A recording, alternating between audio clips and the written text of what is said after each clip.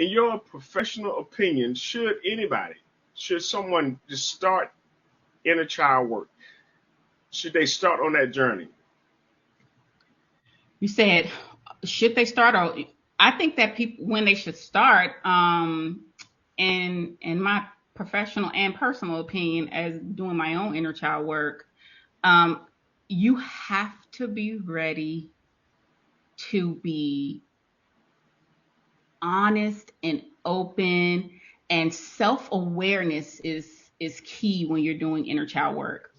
So, What has been the most eye-opening thing that you've discovered when talking to men about their mental health?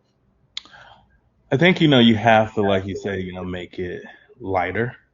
Right. And I know for me, it starts with those one-on-one conversations of what is it that you're actually wanting to say.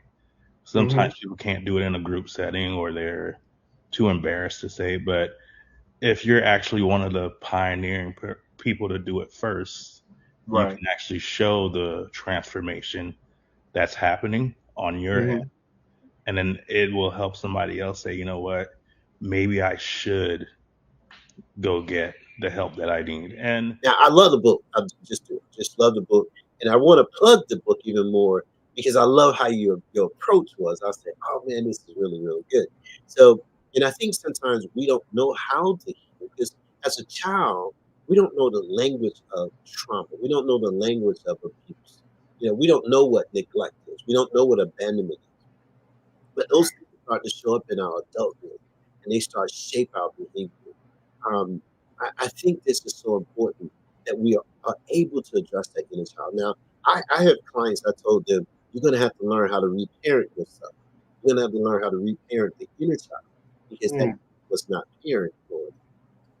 In there, I love to add, I love that because that brings us all into a collective experience. So yes, we all have had problems and situations within our personal self, that our lives where we were struggling to identify because we just wasn't ready. And so we were kind of like in denial, or what's called disassociation. People will block out traumatic memories and, when they're not ready. So how do we help them? Well, the Bible tells us to pray for people.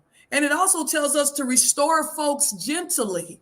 Like you said, don't just try to be so intrusive and burst into people's lives when they're not ready. But we can approach it gently, and we can always let them know, give them the space and give them some time, but still kind of be a supportive presence in their lives. But we can also let them know that they can always rewrite the script, and then we can step away and give them time to ponder on those things and let God do his work as well. A lot of things that we experience that is negative behavior today, there's some sort of like root cause that may have been presented in your childhood that has gone unhealed, and you didn't realize that as a child that affected you.